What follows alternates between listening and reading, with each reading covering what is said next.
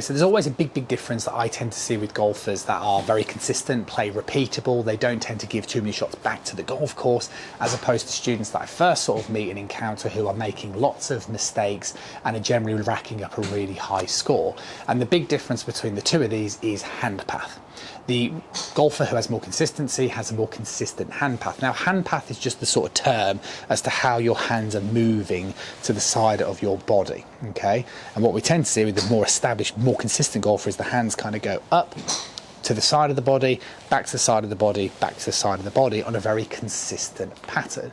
What we tend to see with golfers of a much sort of higher inconsistency level is the hands come in and then they kind of go up over this way and then they kind of come out and then very much sort of across. And you don't want that, because then the swing is just really disjointed. And like I say, if your hands are moving everywhere, the club's moving everywhere, the club face is moving everywhere, and the whole consistency is just going to go. So what I wanted to do is I really wanted to just focus in this video on how do you get your hands moving in this part of the swing, to this part of the swing, to this part of the swing. So if you can get the feeling of the hands moving up and starting correctly, then you're going to have a really good chance of finding more consistency as you practice this and when you next play.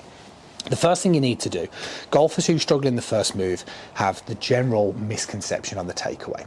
And what they tend to do is they tend to think, oh, I've got to turn early. Okay, so they start moving too much this way too quickly. They start turning the lower body, turning the chest too aggressively. And what this does is this brings the club around and it brings the hands in too much around to the side of the body like so. We're not looking for that. What we're looking for is you can kind of feel like you hinge the wrist if you like, but you've got to try and get the feeling that the club is traveling in a straighter line back as we get the club into the takeaway position, more as I'm demonstrating here.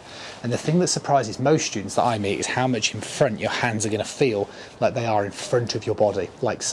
Okay, and what that'll do is that will just get the club working nicely through the playing line, and see the way that my hands just move very nicely to the side of my body, right? Not this way. See the difference?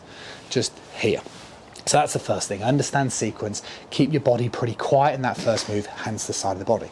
Second thing, okay, what again happens, golfers that go this way, what they have to do now is they have to kind of like lift the club up. And as they lift the club up, what happens is the arms get very disconnected from the body and can see the way that, hello, the club shaft is not really again on play. It's pointing way over here instead of down towards my target line where it should be.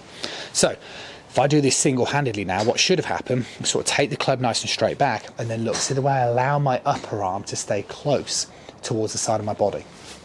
Okay, like so. See, my upper arm stays nice and close, and that sort of folding of the arms, look. So if I kind of go back to this and then lift it, my hands go all over. If I kind of allow my arm to fold, so the way that it just nicely gets my hands towards the side of my body and my arms look really nice and connected. I mean, let's be honest, not much is going to go wrong from here. And that's why I work on this position a lot with all my students, because guess what you have to do from here? Well, you'd move a little to your left, but you just let it straighten. Do you see? So if you can get into this position here, and then you can understand how to fold it, then you straighten it. Fold it, straighten, and that's where that consistency comes from. Folding, straightening, folding, straightening, folding, straightening.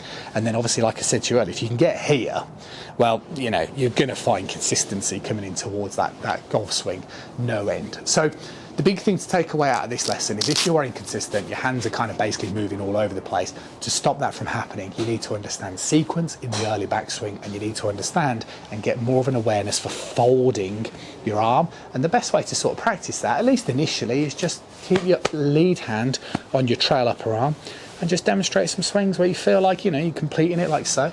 It will feel very compact, it will feel very easy, you'll be able to straighten it. But I promise you, if you can get into these positions here, like so, nice little feel, taking it straight back, fold it, and then drop it down, you're going to find straight shots and consistency way easier.